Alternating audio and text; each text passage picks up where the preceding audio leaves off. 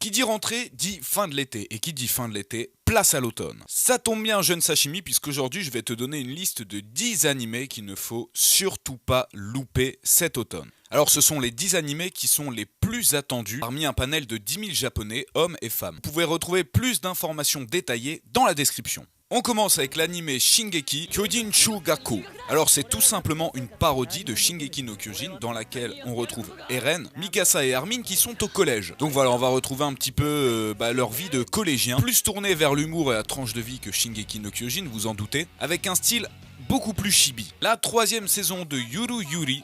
Alors pour pas spoiler, je vais vous parler du synopsis de la saison 1. L'histoire est tout simplement le quotidien d'un groupe de filles. Bon, j'ai pas très bien compris, mais apparemment, ce groupe de filles a été chargé par le conseil des étudiants de récupérer le club de thé à 4 filles qui foutraient. Enfin bon, c'est pas du tout mon délire, vous l'aurez compris.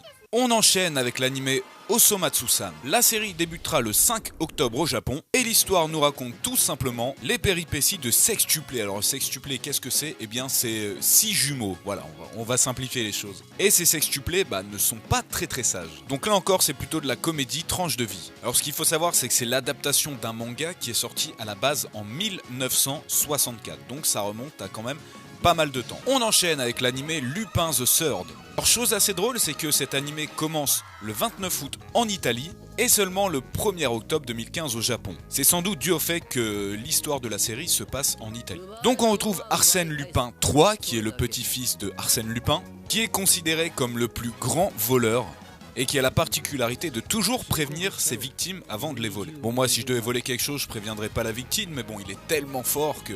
Et autour de lui gravitent d'autres personnages, dont un sniper d'élite, une maître épéiste, ou encore une femme manipulatrice dont Lupin est amoureux. Là encore, c'est une adaptation d'un manga qui était sorti à la base en 1967. Même si c'est un seinen qui se veut action, attendez-vous à pas mal de petits passages de comédie. En 6e position, on retrouve l'anime One Punch Man ou One Punch Man, qui débutera au Japon et en France le 4 octobre 2005.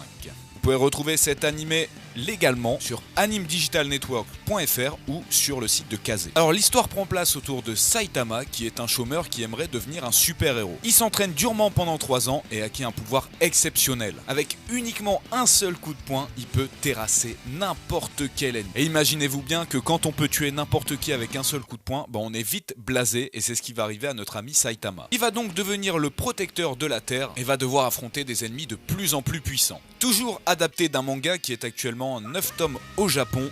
Personnellement, j'attends impatiemment la sortie du manga en France et normalement, ça devrait arriver dans pas très longtemps. On retrouve ensuite la saison 2 de Noragami qui sera en 12 épisodes comme la saison 1 et commencera le 2 octobre au Japon. On suit donc le quotidien de Yato qui est une divinité et dont le but est de terrasser les monstres qui viennent sur la Terre. Son seul objectif c'est de devenir riche et célèbre et pour cela il va devoir accepter des missions vraiment très risquées. J'avais beaucoup aimé la saison 1 et donc je suis impatient et c'est tout bonnement naturel que j'attende cette saison 2. C'est encore une fois adapté d'un manga qui a 13 tomes au Japon actuellement et que vous pouvez retrouver en France chez les éditions Pika. En 4e position on retrouve l'anime Owari Monogatari. Putain, j'ai réussi à le faire, 5e fois que je fais la prise. C'est tout simplement la suite de la saison 2 de Monogatari et ce sera diffusé à partir du 3 octobre 2015 en France chez Wakanim. Alors je vais vraiment me passer de vous raconter le synopsis parce que ça a l'air vachement compliqué. Mais c'est en tout cas un animé qui a reçu une très bonne critique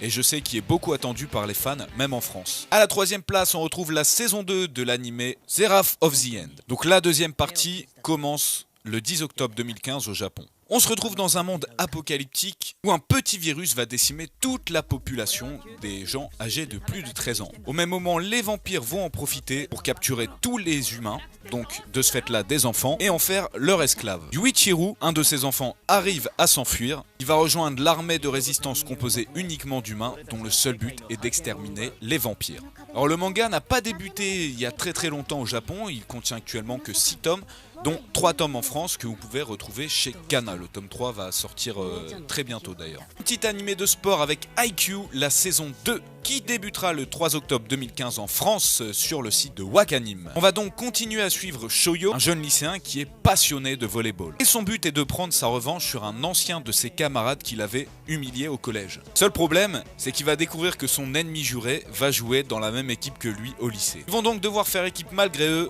et hisser leur club au sommet. Toujours adapté d'un manga qui contient actuellement 15 tomes au Japon, je ne sais pas combien en France, mais disponible aux éditions Kazé. Et enfin, pour terminer, là, c'est un nom très compliqué, je vais lire sur mon écran. Goshumon wa Usagi Desuka, point d'interrogation, saison 2. Donc l'anime débutera au Japon et en France le 10 octobre 2015, vous pourrez retrouver sur le site de crunchyroll.fr. Alors là par contre, pas grand chose à vous dire sur le synopsis. On suit la vie quotidienne de Kokoa qui va découvrir un café et se faire plein d'amis à l'intérieur de celui-ci. A noter que vous pouvez regarder la saison 1 de cet anime aussi sur crunchyroll.fr. Donc voilà, ça vous fait déjà pas mal de petites choses à regarder. Dites-moi dans les commentaires quels animés est-ce que vous attendez pour cet automne, qu'il soit dans cette vidéo ou pas. Et moi, je vous invite à vous abonner à la chaîne, lâcher un petit like et regarder mes précédentes vidéos. Je vous laisse et je vous dis à très vite sur la chaîne. Diana!